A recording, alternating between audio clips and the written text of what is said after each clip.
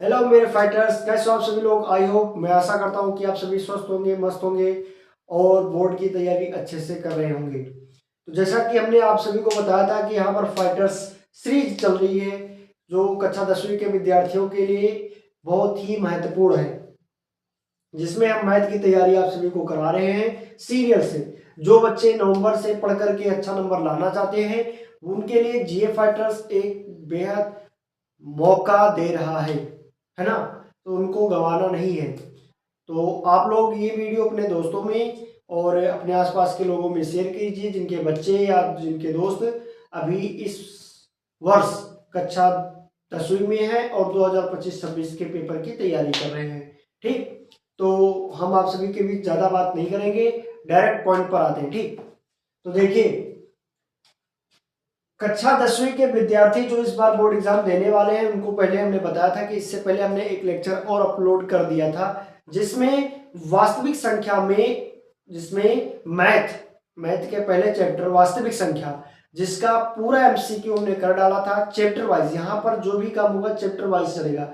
हम आपको chapter wise विकल्प कराएंगे, हम आपको चैप्टर वाइज क्वेश्चंस कराएंगे शॉर्ट, फिर उसके बाद चैप्टर वाइज लॉन्ग क्वेश्चन कराएंगे, है ना। और ये क्वेश्चन ऐसे वैसे क्वेश्चंस नहीं है, लगातार 5 से 7 वर्षों में, जी हाँ दोस्तों, 2017 से लेकर के और 2025 तक जितने भी बोर्ड एग्जाम्स यूपी बोर्ड द्वारा जारी किया गया है या जितने भी बोर्ड एग्जाम्स हुए हैं यूपी बोर्ड के, उन सब वर्षों का मिला करके एक संग्रह हम आपको देने जा रहे हैं। ठीक, तो यहाँ पर पेपर क्वालिटी प्रोवाइड की जाती है। ठीक, इसीलिए कहते हैं कि आप अपने दोस्तों को और खुद मेहनत के साथ पढ़ो और जीए फाइटर्स के साथ अंत तक जुड़े रहो, क्योंकि यहाँ पर जीए फाइटर्स का केवल रिजल्ट बोलता है, जीए फाइटर्स नहीं बोलता। ठीक, तो हमने आपको बता दिया कि लेक्चर फर्स्ट, इससे पहले जो लेक्चर फर्स्ट बनाया था उसमें वास्तविक संख्या के विकल्प के बारे में बात किया था, जो 7 वर्षों से लगातार 5 से 7 वर्षों के बीच में लगातार पूछे गए थे।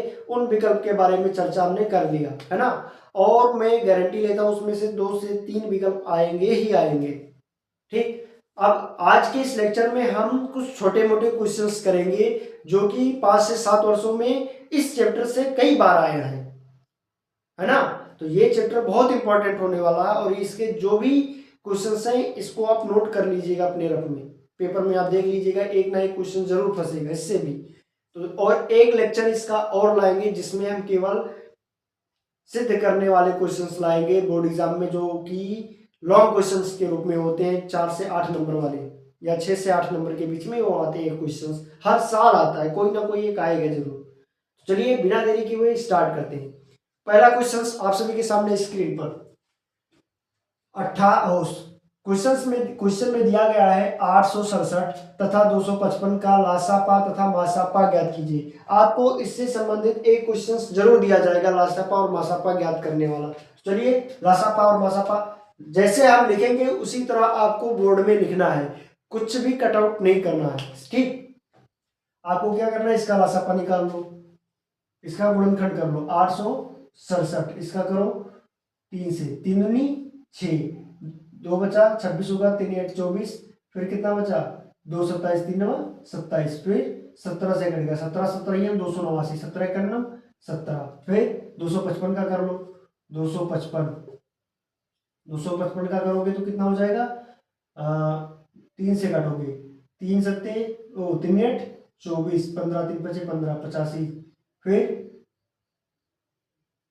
5 से, 5 51 5 और पाते ओ सॉरी 5 सते 35, फिर 17 से।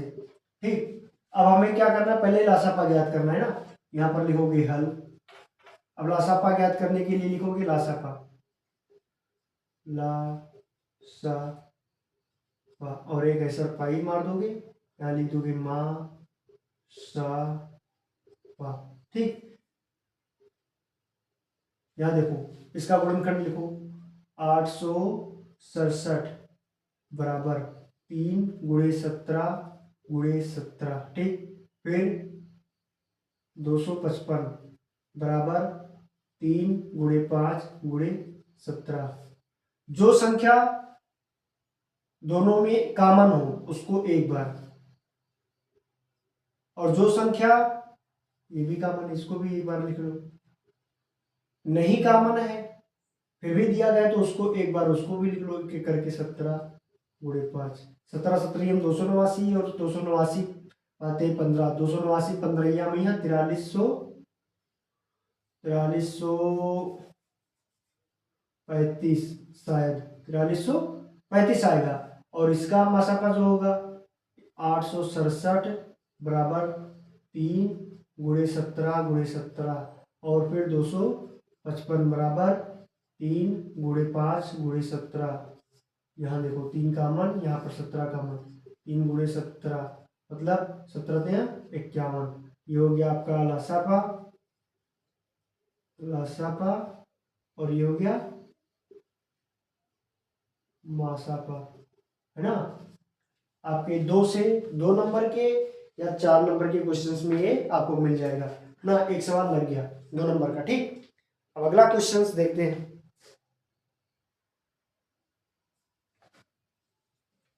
तो देखिए अगला क्वेश्चन आप सभी के सामने स्क्रीन पर दिया गया है।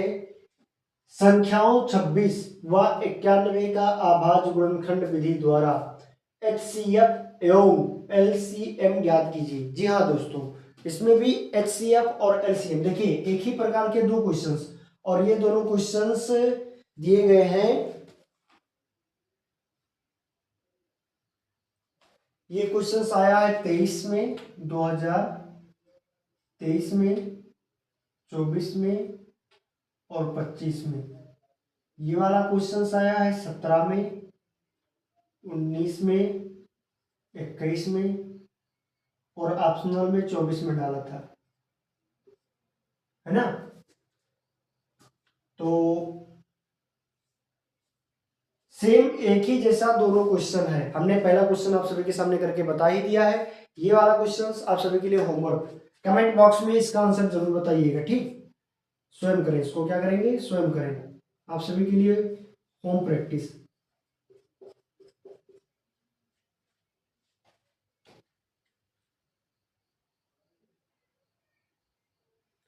अगला क्वेश्चन आप सभी के सामने स्क्रीन पर फिर से एक बार व्याख्या कीजिए कि क्यों 17 गुणे 5 गुणे 11 गुणे 3 गुणे 2 प्लस 2 गुणे 11 एक भाज्य संख्या है।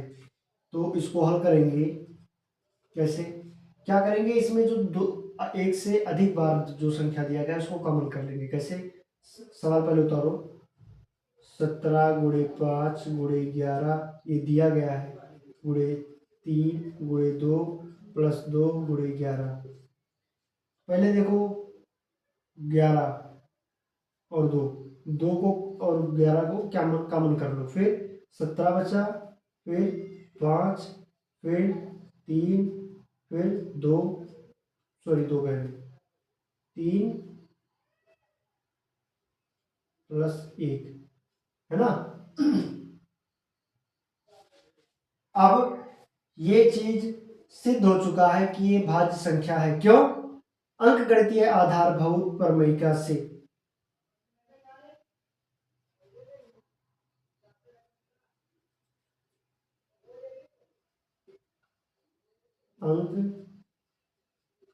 अंकगणितीय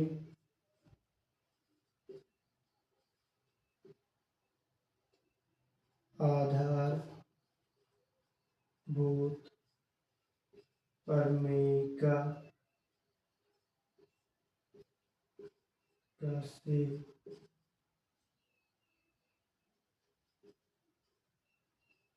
सिद्ध हो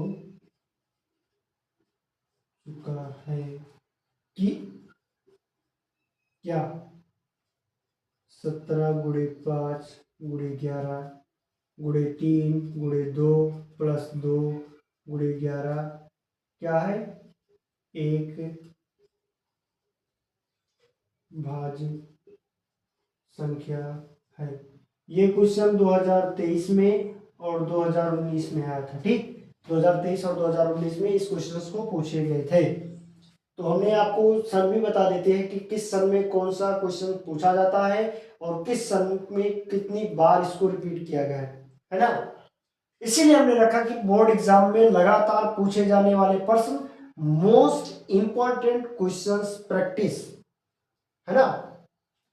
ये फाइटर सीरीज जो है ना बहुत ही दमदार है। यहाँ पर केवल बच्चों का रिजल्ट बोलता है। जब आएगा सिलेक्शन तब आप आकर देख लीजिएगा इस चैनल पर। अभी भी देर नहीं हुआ है, आप अपने मित्रों को खुद को मोटिवेट करिए और बैठ जाइए कॉपी पेन लेकर के और भिड़ जाइए इस फाइटर्स के साथ और करिए, मचा दीजिए अभी बोर्ड में।